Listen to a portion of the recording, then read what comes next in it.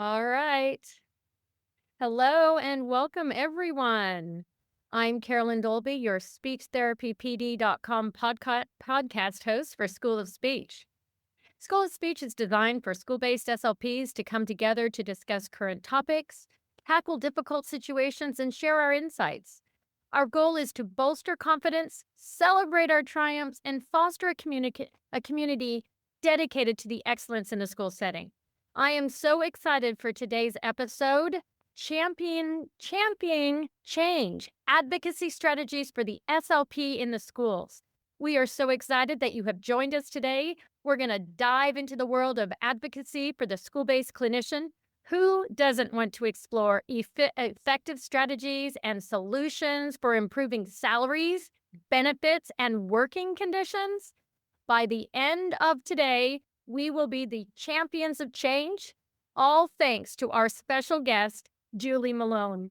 All right, but before we get started, I do have some housekeeping. Okay, each of our episodes are 60 minutes and will be offered for zero point 0.1 ASHA CEUs. Let's go through the disclosures. Financial disclosures. We have for Julie, she is a full-time salaried SLP for LMSV School District. She is also receiving an honorarium from Speech Therapy PD for her participation in today's episode. Non-financial, she's an ASHA Special Interest Group 16, School-Based Issues, and the coordinating committee member of SIG 16. She's a pretty big deal. Now, she is also the rep for her local union. So this is why she's great for what we're talking about today.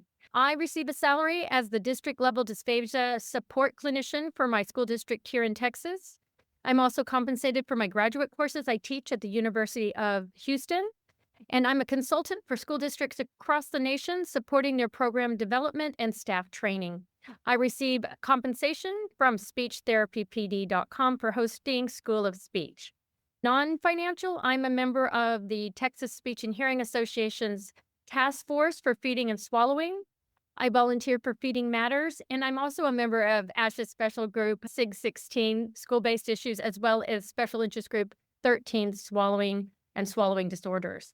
Well, without further ado, I'm so excited to welcome our guest, Julie Malone. She is a devoted speech language pathologist whose background and experience has positioned her as a leader in public schools.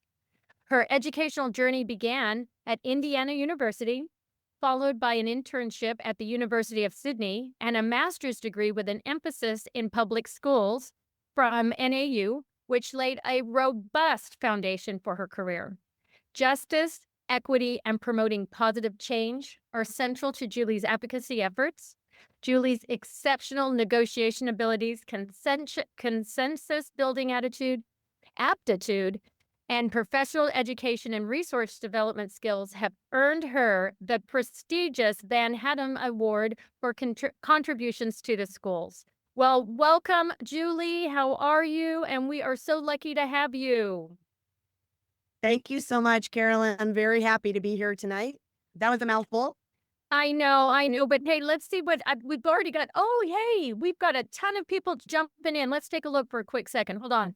Oh, California, SLP in California. Allison is I do. Karen Arnett, yep. Leslie Baez, SLP. Oh, it's sounding like great. Cassie, I do. Diana, thank you. Yes. So it's sounding like so far everybody that's jumping in is saying that they do introduce themselves as a speech language pathologist. This is going to come into play in a minute. Well, happy to hear that. You know, when you listen to all the accolades and the different things people have done, I used to be one of the school-based SLPs who would say, well, I really haven't done much.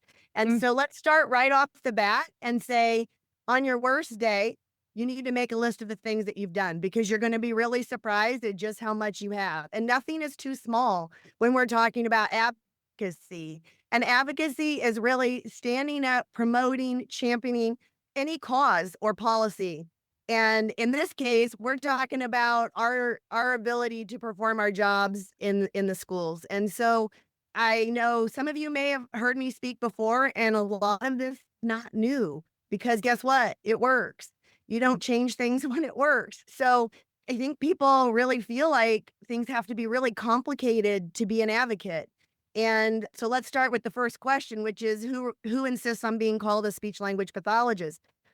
For a lot of years, I didn't want to ruffle any feathers and I didn't want to hurt people's feelings. And teachers get a little, edgy about the fact that we're not teachers, even though we're not. And I don't care anymore. So I'm a speech language pathologist. I understand that's a mouthful for parents. That's okay. My job is to help promote that. And so that's what I do. I've gone to teachers and said, hey, your report template has me as a speech teacher. I really need it to look like this, and I need it to have a hyphen, and I need it to not have a slash. That's not what my title is. And it's surprising the response that I've got has been like, "Oh, I just didn't know." Okay, well, now you do, and that's how I want to be introduced. And I think that's the real first step. When you think about teachers, principals, school psychologists, OTs, everybody knows their title. There Mhm. doesn't seem to be any question about it. So, that's up to us to advocate for ourselves to be called by our title. And I think that's the easiest thing anybody attending today can do for themselves right off the bat if you're afraid to get started. Right, Leslie jumped in and had the same thought I did. When we're talking about psychologists, they demand the doctor title, and they are given that respect. And Kara just jumped on to say it really irritates her when people say speech teacher or introduce them as speechy. Yeah, you Yeah. know, we're adults. I've been called a speech lady or even Mhm. just plain speech.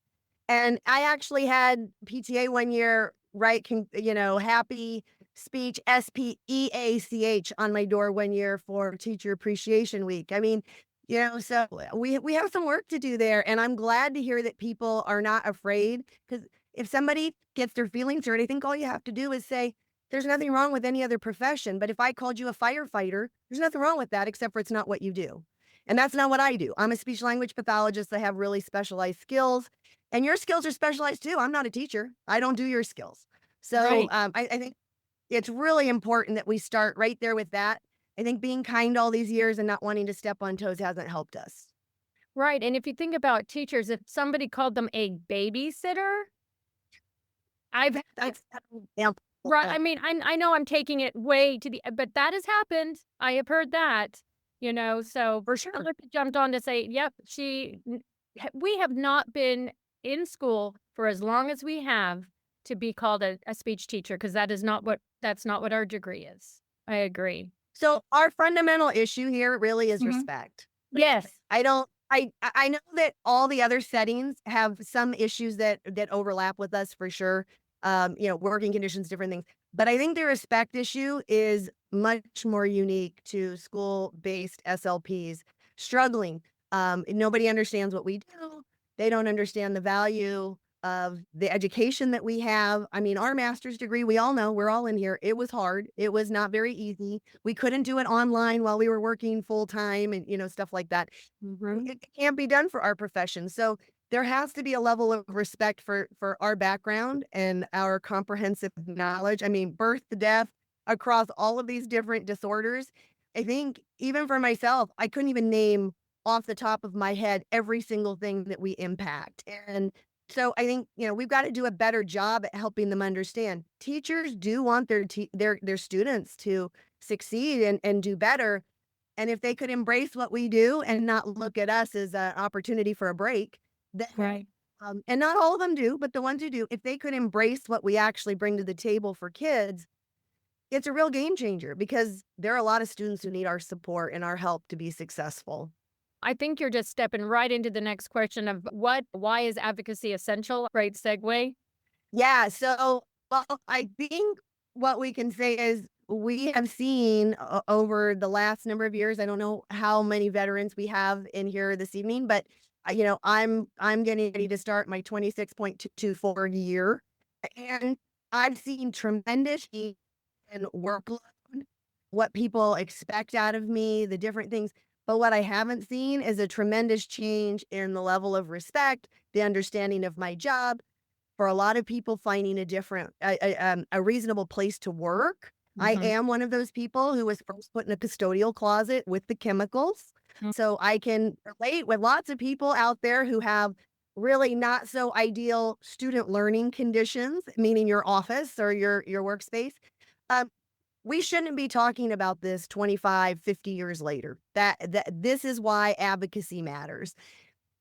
I wish I had stood up 26 years ago and said, "This is not okay for my students to be in a custodial closet. You don't care about me, that's okay. But we gotta care about our kids, and they shouldn't feel less than to be in a place that, nobody else wants to be." And so I think for me, that's where the rubber meets the road, right? We have not made great gains in respect and understanding of our profession, and nobody can take responsibility for that except for us. And Mhm. so we can either cry about it or we can advocate for ourselves. And that would be my preference, is that we get everybody on board. And when you look at the number of SLPs we have in this country, I know ASHA with audiologists, we have 236,000 members. And I know there are plenty of people that outside of that may not have those certifications, but they're still working in the schools, and that's okay. But think about what our collective voice could do if we're all working towards this goal of respect, better conditions, all of those things. You just hit something to me that I didn't that okay, so when you said instead of fighting for me, I want a better office. No, what you said, what was so powerful was we need to value our students because Right. let's be honest, administration, I know this sounds ugly, but they don't really care about us per se. They really care about the child. And Right. love you just gave us a great words to use, a great stance is we're not asking it because I deserve the window, the largest office with the windows. No, our students deserve to be educated in not in a work what did you call what you were in a storeroom. What? Yeah, and by the way, it was so small that, rainy days, because in California, everything's outside, they would have to close one door to get in to move the table, and the whole school went through this little hallway thing to go to lunch. I mean, it's not just a custodial closet, it's also the rainy day schedule and lunchroom. I would love to take credit for the terminology, my working conditions or my students' learning conditions, but that really came from Carol Fleming. So I give credit where credit is due. I think everybody should use that terminology. I think it's powerful. And you're absolutely right. Adults Mhm. don't care about the other adults, but Mm. I really hope that adults in charge care about the kids. And you always want to pick the argument that puts you on higher moral ground. And this is one of them. Yeah. If We're you like, let's Oh, I'm sorry. I just wanted you to repeat that because I want our listeners to really get that working conditions are really our students' learning conditions. Powerful. correct. Yeah. And if you use that terminology and you are on higher moral ground, whatever your argument is, it's really hard to argue back. Mhm. Do you think you're going to have administrators say to you, "Oh, no, you're wrong. It doesn't matter where kids learn. They can learn out on the blacktop or, they can learn in the middle of the auditorium while there's an assembly going on." Yeah, I don't think that's what they're going to come back with. So you're already setting yourself up for almost a guaranteed acknowledgement. I didn't say yes, but a guaranteed acknowledgement that it's important. Mhm. And that's the other thing when you're advocating, you've got to be smart about what you pick, to go Okay. after. And so if you go after student outcomes, it's hard to say no to those. It's also really hard to say no to things that are also important to them. So that would be student outcomes, but that would also be a lot of times things that are really important to teachers. If it's something that aligns with us, I call that low hanging fruit. Go for it. If teachers get on board with something, and I'll give a perfect example. We wanted a change for IEP meetings. We had too many. I know that I'm not the only one. Everybody out there is dying with the number of meetings, the hours involved with each IEP meeting. I mean, that's something that there has been such significant change over the last 26 years or more, with meetings and who has to be there and all the requirements, the number of pages, it's being typed, all of that stuff. Okay, but when you look at that, and you say to your special ed administrator, I'm really, tired. This is too much, blah, blah, blah. I'll give you an example. One year, I know that I did 4 40-hour weeks full time of IEP meetings after the 8th hour of my day. And I know because I submitted a time card, which goes into this comment, and that is that nobody wanted to listen when it was special ed. And I don't just mean speech. Mhm. When it was special ed, nobody wanted to touch it. Teachers started having to come to meetings the last few years mandatorily, right? And it blew up. Oh, it's so many meetings and blah, blah. And my colleagues were upset and they're like, but it's not fair. I go to way more meetings. I said, oh, let them complain. Opportunity and crisis, let them complain. And that got the issue to the table. And we were able to not get the best deal in the world, but we were able to get acknowledgement that after the 8th hour of our day, we work a 7-hour day. At once we had put in 1 hour after school, it's all paid on a time card. Originally, it wasn't per diem, but it is now per diem. So our regular rate. And that's how I know that I worked 160 hours. And that doesn't include the extra hour after school. That's just the ones that I got time carded for. A whole month. Wow. That's a lot for you. Huge. And by the way, that leads me to the next point for advocacy, and that is data. Okay. Data matters. Yeah. Data matters too. So, you think, oh, I don't have time to write this down or keep track of it, but data doesn't lie. So Mhm. when you're in the heat of the moment, you say, oh my gosh, I go to so many IEP meetings. I'm here every single day after school. You probably can't really back that up. It's a little emotional. But when you say, "Hey, I want to show you my calendar." Like, this is incredible. When I looked at, I felt like I was doing a lot, but wow, look at this. I think that's something that you have to consider, especially if you're feeling frustrated with something, is start keeping the data on it because that's how you're going to move it forward. Absolutely. There's a mantra. We all say it. If it's not documented, it did not happen. And that, Right. right? Yes. Mhm. And that's true for us as professionals too. It's not just about kids' goals and documentation for Medicaid. Yeah. Use it for to advocate for our jobs. Our yeah. So a couple other things I would say that I think are really important if you're new to advocacy. There's a great book out there called Rules for Radicals by Alinsky. And not all of them necessarily pertain, but there are a lot of really great ones. And one of them is the fear of the threat is greater than the threat itself. And I really like that one because, SLPs usually are pretty quiet. Mm. They don't usually rock the boat. They're really hard workers. They're problem solvers. They want to just get stuff done. They're worried about repercussions of not working to the best of their ability. And that's one of the things you have to respect about our profession is just the quality really of the work that you get. And so, when you start looking at that and nobody ever complains, the day you guys decide to start is be very terrifying because they don't know what you're gonna do. It was so already unexpected that you'd start to make waves. And so that's a great place to start. Um, I would also encourage you to look into interest-based bargaining, even if you're not on the bargaining team or not on your I know not everybody's union, but that's my background. 12 years as a support services rep for no pay. And then almost 3 years as the vice president of the Teachers Association with a small stipend. And now I'm back to being a site rep. Um, and so you don't have to necessarily be an important person, right, on your union board to get familiar with interest-based bargaining. And I would encourage you to ask if you have a union or you have some kind of representation to let you attend some trainings on that. And some of the takeaways are again that low-hanging fruit, find common ground. So in the case of that IEP story I told, Mhm. the district wanted IEPs to be held, and they wanted teachers to show up. That was their priority. And we shared that priority. We wanted to make sure we met our timelines. We wanted to make sure we got it done. That's where you start the conversation.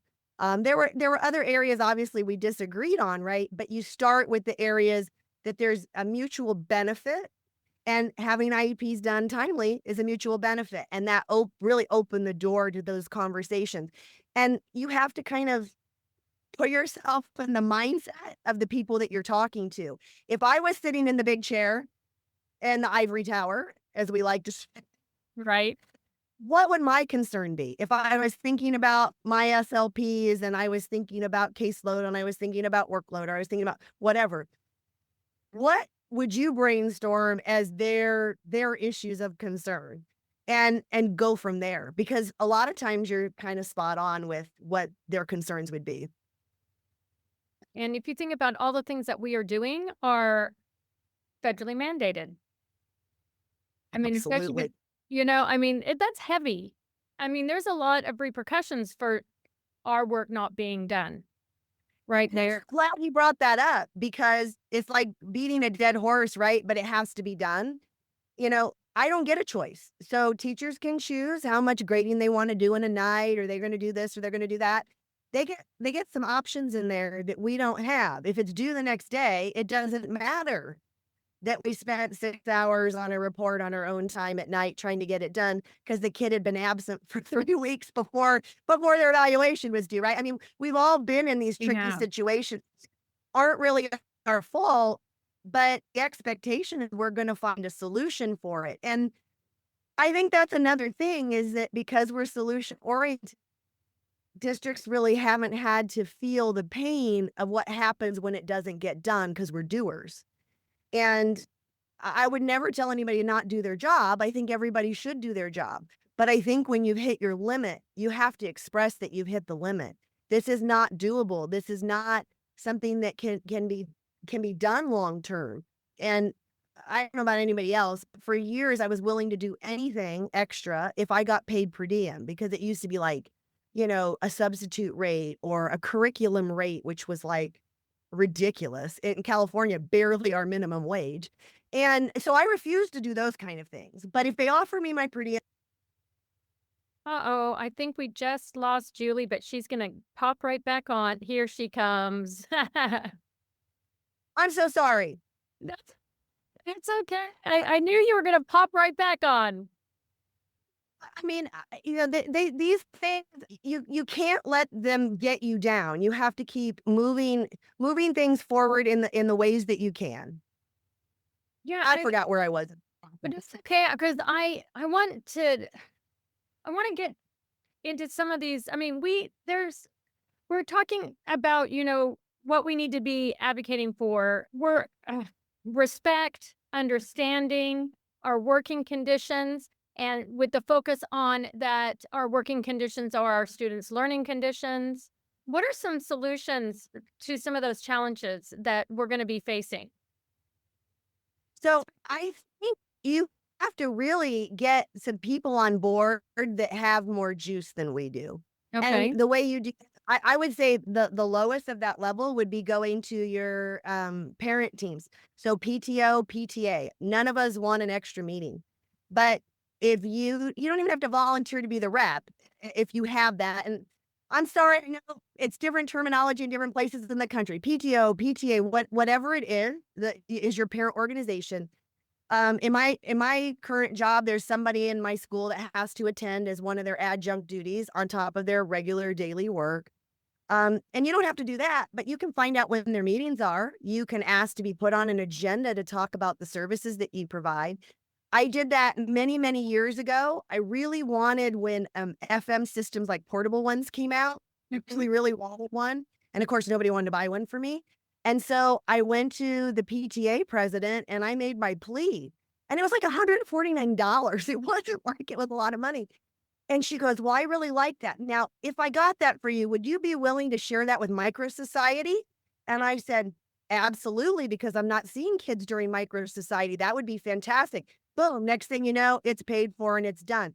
And life changed for me as far as acknowledgement with teachers after having that interaction. And that sounds so simple, but I bet you there's a parent on there somewhere that has a kid with speech. That I wouldn't have even thought of that. That's brilliant. That's brilliant because the parents, I mean, if they're going to those meetings, They're vested, they're wanting to help, and a lot of those parents don't even know we exist.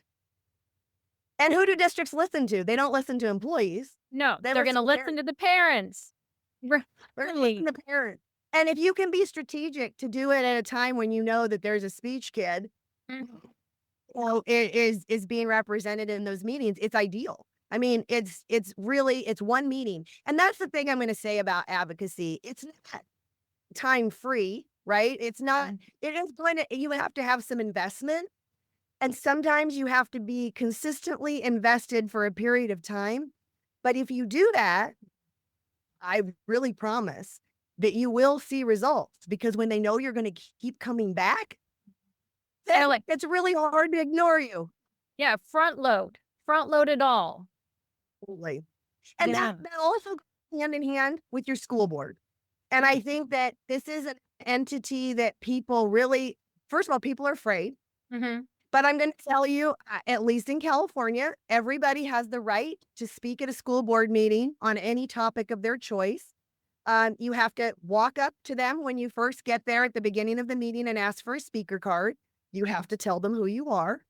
Uh, you don't have to say what school you work at. You can say that wherever you live, your city, whatever. But you have to put your topic of what you want to talk about. And at least here, we get 3 minutes.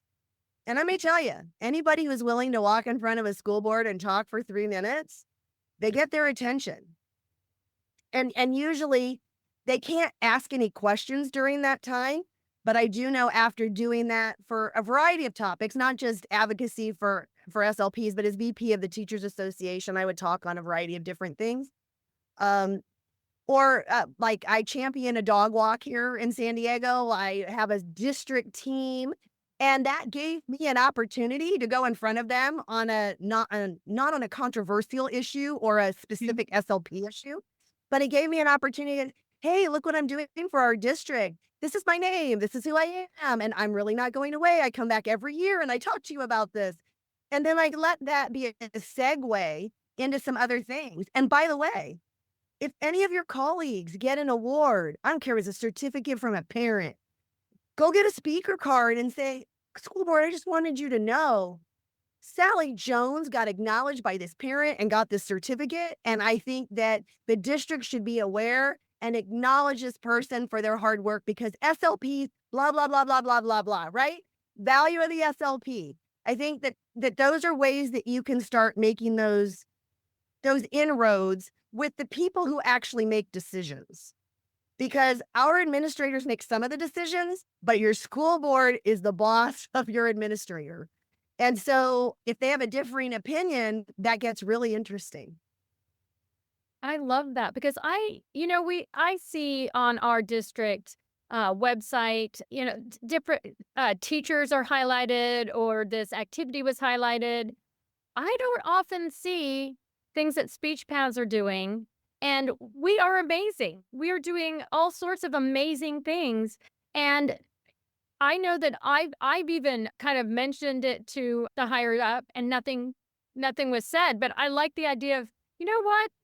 I should have gone to the board and said, "Hey, listen to what I've done." I think that gave me something to think about because, yeah, I was kind of like, I think we should talk more. We should be proud and stand behind all the things that we do, and it should be recognized. I think our accomplishments should definitely be, like I always say, it's not bragging when it's true. Right. Well, and when you go to a school board and say, I don't know if you realize this, but speech language pathology services are the most targeted service by advocates, lawyers, and Mhm. coaches. You think you're going to get somebody to pay attention to you at that moment? Heck yeah, you are.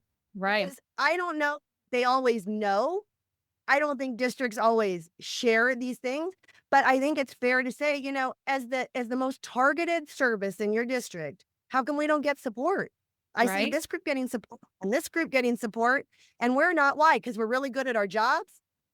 That's not really equitable, is it? Mhm. Oh And I my think that's goodness. important that you have to highlight these things, and it can't be one person. Right. You know, I mean, one of the things I would highly recommend, especially if there's fear, go in a Mhm. group. If you have 50 SLPs in your district and you can get 50% of them to show up and where I am a speech language pathologist, or my favorite shirt is watch your language, I'm an SLP. It's something that is definitely highlights you as a speech language pathologist. They can't just go, I don't know who that person is. There's a bunch of people sitting in the audience. Oh wow, look, there's a whole group of SLPs here. What's going on? What's happening? And it Mhm. only takes one person to talk. I And you think do that every single meeting. I love it. I do think, to be honest with you, that there is some fear of getting some pushback Which from always is cool.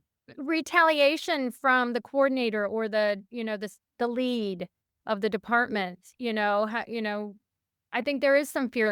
Carolyn, what you about it's not bragging if it's true. Yes. That's Okay, so let's go to that because if somebody calls you on the carpet, you can say, did I misrepresent the facts? uh I mean, that was certainly not my intention, right? I mean, I had the best of intentions. I hope you would assume that about me because I assume that of you, that you don't deliberately try to say things that are untrue. So help me understand where I was wrong with the data that I shared or the information that I shared. Because I'm happy to go back to the school board and tell them I made a mistake if you can show me where I did it. Love it, Julie. Thank you. Sometimes we just need those words to be like, "You're right. I have the right. I am a person. I'm an employee, but but I have the right to stand up to some working conditions." I just went back to that. Contracts and they have Mhm. job descriptions. I mean, you need to use that to your advantage. That would be another major point. Know your contract, whatever that is, whether it's a collective bargaining agreement or just a contract or, a job description. You need to know because a lot of times they'll say you have to do something that I haven't seen written down. And one of the things I love to say, this is one of my favorite phrases, is show me where it says in the contract that I'm different. Ah. Because if I'm on a teacher contract, Mhm. then I have all the same rights and protections. So you show me where it says specifically in the contract, SLPs have to do more meetings than anybody else. Or SLPs have to take all their work home. Or SLPs have to do, name whatever you want. It doesn't matter. Show me in the contract where it says that. And people have seen me post online. No, I say that all the time. That is my personal phrase. I love it. You have to hold them accountable to the rules that they already agreed to, which is also in the Rules for Radicals book. Make sure you make them follow their own rules. And, they like to pick and choose when they use some of their rules. And if you're really consistent and say, last time we had this conversation, you said something completely different. So I'm confused. When does this rule apply and when does it not? And, you know, people think that's confrontational. It's being direct. Mhm. It's being direct, just like they're gonna be very direct with you, I'm sure. And so you have to you don't wanna show fear, right? Right? So people always think when they hear me talk, I love to talk in front of people and I like to argue and I like to get in these no. I hate conflict with a passion. That's not something I like. But what I hate even more is being mistreated. Sure. And so you have to draw the line at what you're willing to tolerate. And so I think that that's an important thing for people to realize. If you're getting to the end of your rope, that's not a good thing.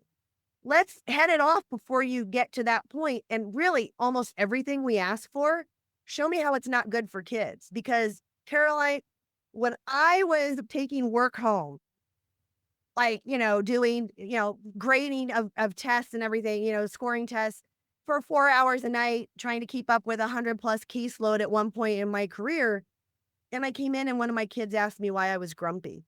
And that was an aha moment for me because while the district may not think that the work I take home affects my kids, it 100% affects my kids. I'm tired, I'm drained, and I am not at my best. Do you want me at my best with the students? I want to be at my best with my students. Right, which really kinda goes into that workload caseload concept that we really need to be talking about. And you know what? That's going to be a matter of really educating people. There are people moving that forward. Charlotte Green in Georgia is moving that forward. Not only that, but also not doing billing because they've looked the amount of stress it puts on, the amount of direct service it takes away from kids. And here's the thing, She got the data. She got the data to show that it was, and don't quote me because I might be wrong. I went to this presentation last year, but I think it was like at least 5 hours per SLP of direct services lost to bill. And to be honest, I think that's low, but okay, let's go with five. You take that times 30 SLPs, that's 150 hours of lost time. Now, if you're truly going to be honorable and make it up, how much does that cost you, right? And do you have to have how many SLPs do you have to fill in the gap for that? And I think when you find out that it's a wash, it's helpful to educate your own district on the fact that yes, you see this money. Ooh, I want the money. I want the money. Money isn't free, folks. Yeah. Money comes at a cost, right? Mhm. And there's a workload associated with billing and the amount of notes, which by the way, are way more encompassing than I think most SLPs realize. They keep, you know, trying to make us medical, but we're not medical, right? I've been told I'm not medical. And so, you have to really be able to marry those two things together and then bring it back to kids. So my main issue, in addition to my workload with that, is also that it's not good for kids because if I have 5 kids in a group and I have to take a soap note on every single kid on every single session, Yep. am I really teaching a skill or am I taking notes all the time? And, I don't think that's a good thing. So I think that those are the kinds of things you can bring back to tag on with your workload. The ASHA workload calculator, it's somewhat customizable, but I'm here to tell you, if you guys have really specific needs with something, call them. They'll change. They'll make a change. I asked for a change in something and I got it. And they were like, we don't really want to share this with people. And I said, well, I don't know why not, but okay, I don't care. This is what I want and I got it. And so we've used it. And I think that, if that doesn't work for you, use it as your start off point. But again, it comes back to the data. Mhm. I don't know about you guys, but sometimes I get questioned about where my data came from or how I came up with it. So one of the things I pre-thought before we started taking those workload surveys and calculators and things was, what grief am I going to get when I bring this to them? What are they going to say to me about how I doctored this information? And not to be mean, but they're trying to do it with the least amount of money. I get it. They have a job to do, but so do I. And so what we did is at the start of the year, we selected 3 random weeks throughout the school year that everybody was going to do a 1-week calculator. And the purpose in that is, we know that, there are certain times that you're exceptionally busy, right? Your transition times and stuff like that. So you definitely want something in that area, but it's not each SLP picking their busiest week to present. And they can't say that you did that when everybody does the same 3 weeks because our calendars aren't the same. And so when you take that data forward, you've already like blown that argument right out of the water. That's that's fabulous. That's perfect, right? Yeah. You're showing the data and the validity of that data. I love that. Absolutely. And so if they say, how did you pick those weeks? I don't know. We had SLPs raise their hand and we're like, what does this week look like? Oh, that's parent conference week. That's probably not a great week to show anything. Okay, we're going to ixnay that one, right? And, that kind of thing. We had a break, so we couldn't do one in this trimester because of the way the break held. You know, whatever you have to do. But I think when it's random and they aren't the same from year to year, and we do them pretty much every year because I think the workload changes from year to year. Sure. I think what you'll find when you do one of them, whether, I know North Carolina, Mike Makish was talking, he's the school finance committee chair right now. He's talking about North Carolina moving to a workload model and they're trying some different things. I know they're working on some MTSS stuff. There are a lot of states that already have stuff in progress. Ohio has, in my opinion, something really complicated because I've not been trained on it, but it's also very thorough with weighting and all of this stuff. Um, do a Google search because there are people who are doing it. You don't have to reinvent the wheel. But when you take a hard look, at least on the ASHA workload calculator, the little circle graph at the top when it shows your pie graph of how your time's divided up, when you show that 52% of your time is spent on mandatory tasks that are paperwork, Mm. I think that's really telling, right? That even I really expected that my student contact hours were going to be the largest percentage of the pie. and they're not. It's mandatory compliance. I think that's the word that's used on the calculator is compliance activities. And I think that Mhm. might be the next step for a school board meeting is to say, hey, I just wanted to share this with you. I don't know if you realize we're a federally mandated service and we don't get a lot of choices in how things happen because there are these mandates. But I think it's important that you know that we spend 50% of our time doing mandatory paperwork activities. And oh, by the way, those are prioritized over actually seeing kids because that's what we get called on the carpet for. And how is that working at the top of our license? How is that Cool. being a speech language pathologist? Right, because you have a slipper, right? And we don't have them anymore because when they realized they couldn't use them to reduce our caseload, then they got rid of them. But you're I got right. rid So of your SLPA. We call them SLPAs, and you call them. I don't flip it. So you got rid of all your SLPAs? yeah, there was no conversation about it either. It was they were just gone. Yeah, it was pretty incredible. And so, but here's the thing, they wanted to use it for the wrong reason, and that was to reduce the caseload to say that we can keep you really, really high. So in my county where I am, we have a SELPA, so a special education local plan area that's in charge of special ed for any number of districts depending on where you are, Mhm. and have a 55 average for that in our state education code. Well, teachers get a nice little list every week or every day at the beginning of the school year to talk about averages and make sure everybody's fair and whatever. I've never had one of those in almost 27 years, right? So I think that's another question is if this is what the ed code is, then I want to see the numbers. So who's going to start showing me these numbers? But if ed code says 55 and you're going to use a SLPA to try to reduce that, and they say you can't do that, well, then we're just going to take the SLPA away. And really not much changed with caseload. Wow. So it's sad, but it speaks to what you said, which is working to the top of our license. And Mhm. I many people are afraid to take a slipper, an intern, whatever, because the part of the job we love is working with kids. And so Exactly. then you're afraid to take any help that's offered because that means I just get to sit and do paperwork, which I don't really like to do. I can only give up the part that I think is the most important, which is the contact with kids. And you're right. That should be where our focus should be with kids and not on paperwork. I mean, I feel like some of the meeting notices and things like that. Do you have to be an SLP to do that? I don't think so. But I sure need to be an SLP to assess a student as I'm going through their weekly minutes and figuring out where they've made progress and where they're still lagging behind. Who can do that better than me, right? Nobody. Or Hey, you. yeah, right. Hey, Julie, Lauren Long, she just asked a question, if you don't mind it, just right about SLPAs. She was wondering why would an SLPA be able to reduce a caseload?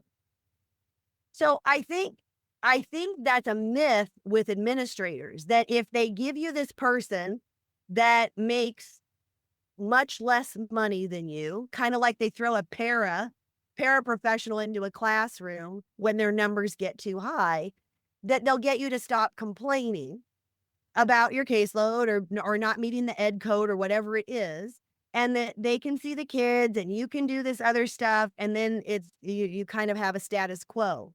But the states that have it written in that say, I can't have 100 kids, even if I have a slip-up, because really what they're doing is they're really maxing both of you at the same time. And now you have a supervisory task added to your plate. Our SLPAs in our district, actually, they get paid pretty similar to us. They just don't get the stipends that we have. Yeah. Yeah. That's impressive. I love that. Mhm. Yeah. Play a valuable role, and I certainly don't want to minimize that at all. I love the SLPAs that I had. One of them went on to become an AT and AAC specialist with a master's. I mean, so we're talking like what a loss for us, but what a Mhm. great gain for AT. These are smart people. These are smart people that really are highly skilled too. Not the same skill set as us, so I'm not usually Right. worried, right? And I think people shouldn't be worried about SLPAs taking their job. That's the Mm. value of the skis. That's the value of your license. That's the value of your teaching credential, whatever you have in your state. But they do provide a wonderful service. And, what I would say is, hey, if these people know my kids and I end up being out sick, at least kids are getting some therapy, right? I'm going to be really happy with that. That if it's not me, it's somebody else who's qualified and not some random person. Sure. Sure. But, the other piece comes in about billing. And so, Mhm. if SLPAs can't bill, that's the other piece I think districts kind of caught on to was, oh, wow, well, we want the SLP to see them because they can bill. Right. Okay. Okay. All That's right. a whole nother, that could be a whole podcast in itself, is talking about Medicaid. For sure. Absolutely. Which kind of Medicaid? Well, let's get into benefits. So I was just I thinking, you don't know, just made me think Medicaid. Okay, benefits. Yeah, benefits. So, union wise, those kind of all fit into a box: salary, wages, working conditions, and Yep. benefits. So, most of the time those are tied to whatever major group you have, your teachers or Mhm. whatever. But you should have some say with whoever your bargaining entity is as to what those are. And so, that would be your health care. And I know sometimes we have people working part-time or whatever, and they don't want to give you health care because you're not working full-time. Well, I'd encourage you, once again, show me where it says that in the contract. Because if you'll do it for a teacher, then you need to do it for me, right? Those kind of things. I also think maybe people are misled by the word benefits, thinking maybe stipends. So let me switch gears a little bit to Okay. stipend. And depending on where you work and whether you're paying into Social Security or whether you're paying into a teacher's retirement system, these are really important questions for new to the field, new to the school people to ask. Because if you decide this isn't for you, either way, whether it's outside the schools or inside the schools, you decide it's not for you, you may be leaving a lot of retirement money on the table. And I think that's important. Because schools revolve around teachers, teachers generally don't have opportunities for jobs outside of schools. All And right. so this where again, we're a square peg, right, in a round hole. And they don't understand that we've done per diem at the hospital, or we've worked at a SNF, or we've been in a private clinic. And now when we come to the schools, we lose a piece of our retirement because you can't have the teacher's state retirement and Social Security. It's called the Windfall Act. And if you aren't familiar with that, Absolutely. I encourage you to look into it because it's important to know. But these are things that, I have brought up with my own association about things that are really unfair in the way that, we get treated if we try to get out of this particular setting either way and go to another one. It's not always that simplistic. So you always want to look at, because I consider that a benefit, right, to have a retirement.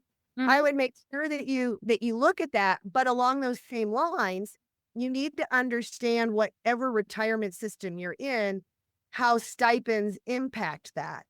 So for me personally, they can't be used towards retirement.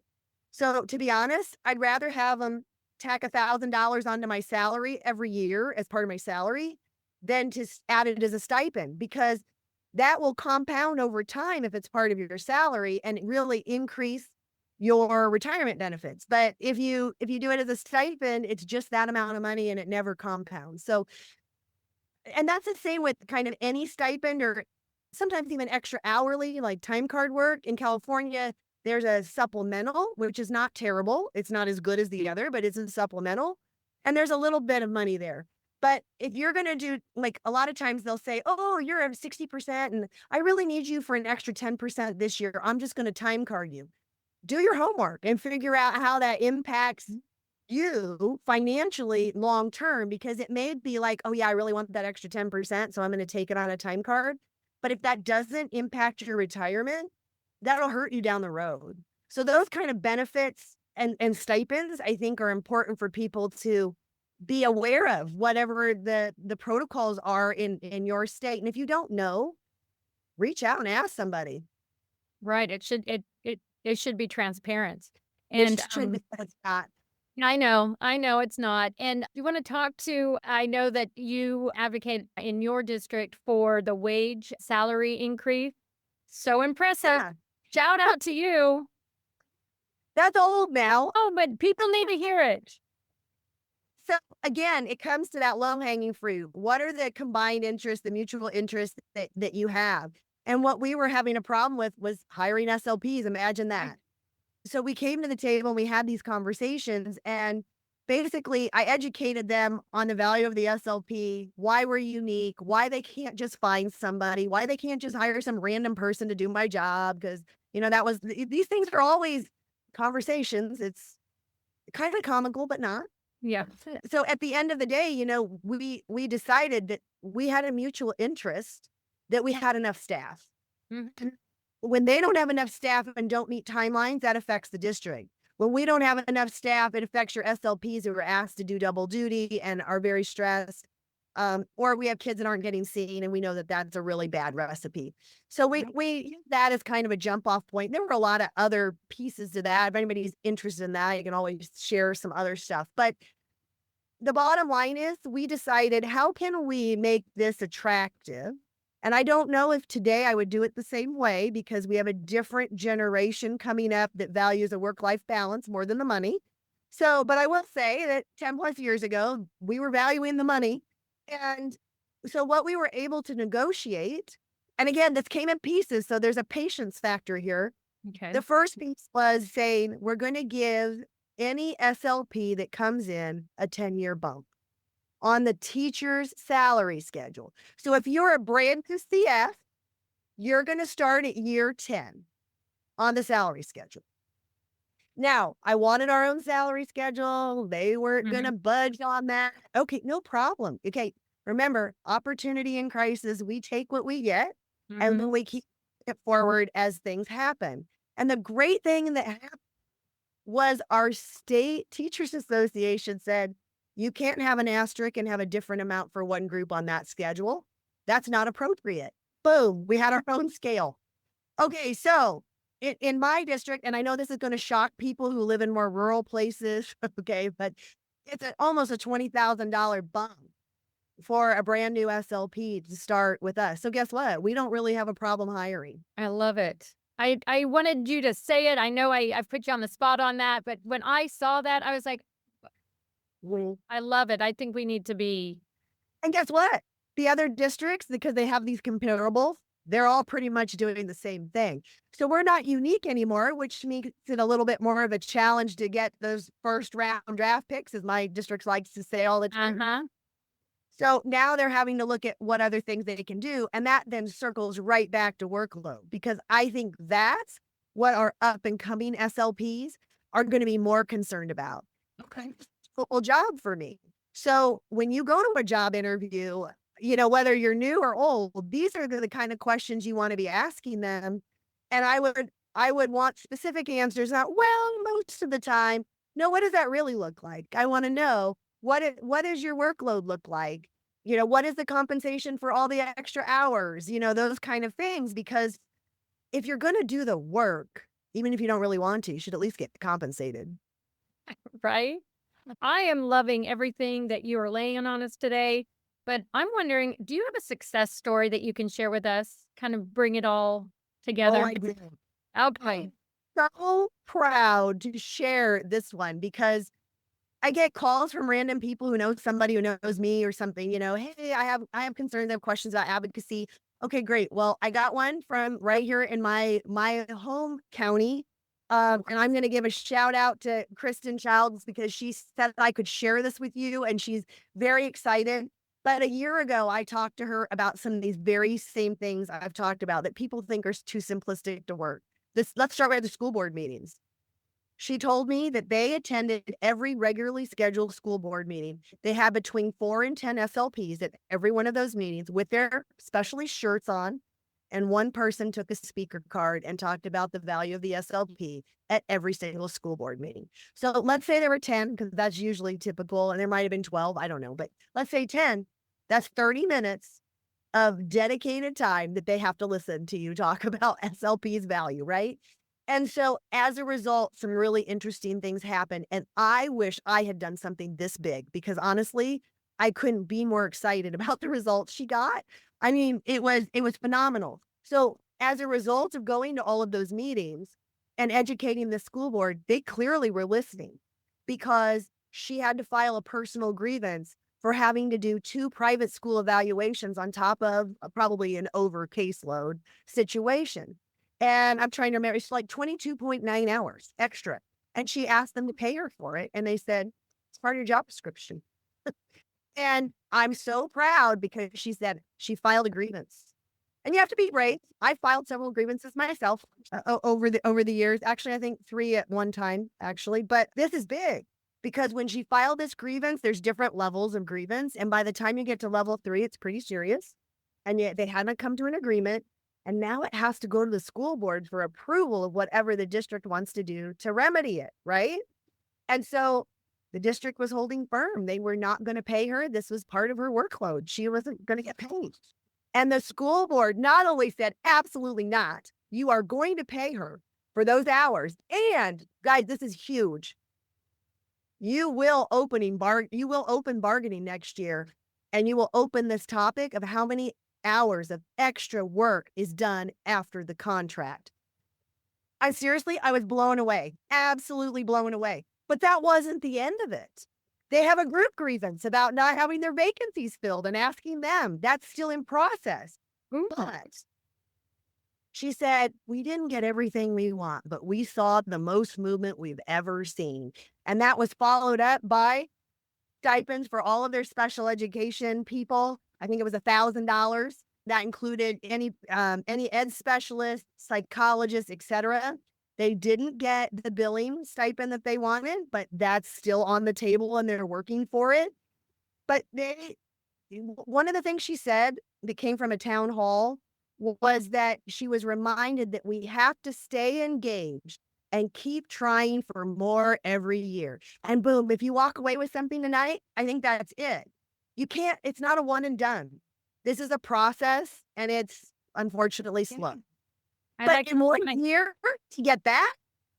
I love it. Thank you for sharing that. Do you mind backing up a minute? Linda had a question, and she wanted you to repeat what you said about getting a different salary schedule. In her district, my district does what yours did at first. We are on the same teacher salary schedule, but we have different steps.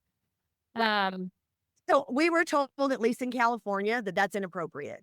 That you can't have asterisks and different things on a salary schedule. That if it's different, it needs to be a different schedule. So if you're not unionized, I would reach out to whoever else helps you with your bargaining and talk and look through Ed Code or whatever and see if there's any loophole that you can go after that gives you a separate salary schedule. But I would tell you to have a conversation with your district about the fact that newly graduating SLPs are looking for that. And if they go to a website to take a job and they don't see it, they're probably going to move on to the next district. They may not even be making more money somewhere else, but they want to know that they're going to be acknowledged on their own schedule. And that's huge in itself. Linda just asked, she's also in California with you and in a union. And she said, who told you guys that it wasn't supposed to be like that? CTA, California Teachers Association. Okay. And so again, you go after one thing and you're just chipping, right? And that's the long game, always the long game. I'm going to do this today. How is that going to affect me down the road? And this is a perfect example of that. You didn't get what you wanted initially, but it came. Oh, Linda says thanks. Thank you. Question. Yeah, Julie, I know that this was kind of a heavy topic, but man, I feel like you have given us so much.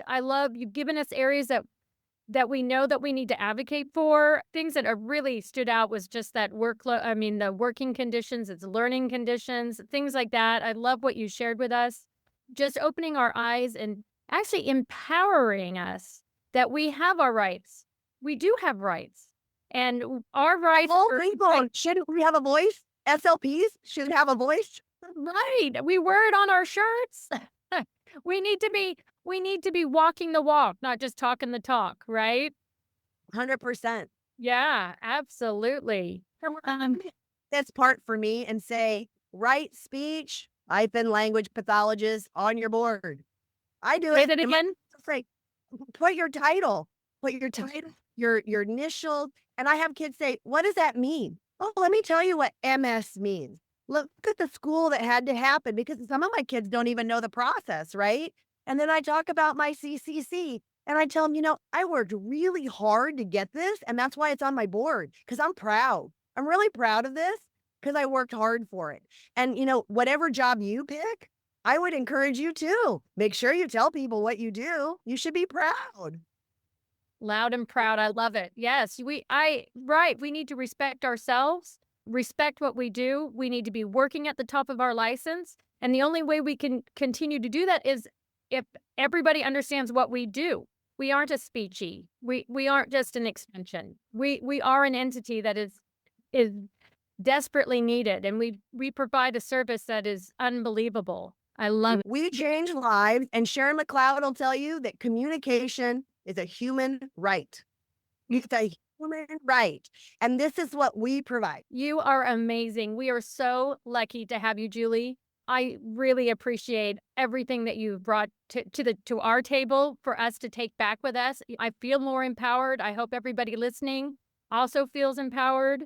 I know that we're kind of towards the end and I hate it. I hate for it to end. I am so pleased. We are so happy. Thank you, Julie, again for all that you've done and your time that you've taken with us. This has been so informational. Oh, Abby, thank you. Yeah, you have lifted us up. I love it. I love it. Hey, Caroline. Oh, I love it. All right, everyone. I love it. Thank you, Julie. Bye, everyone.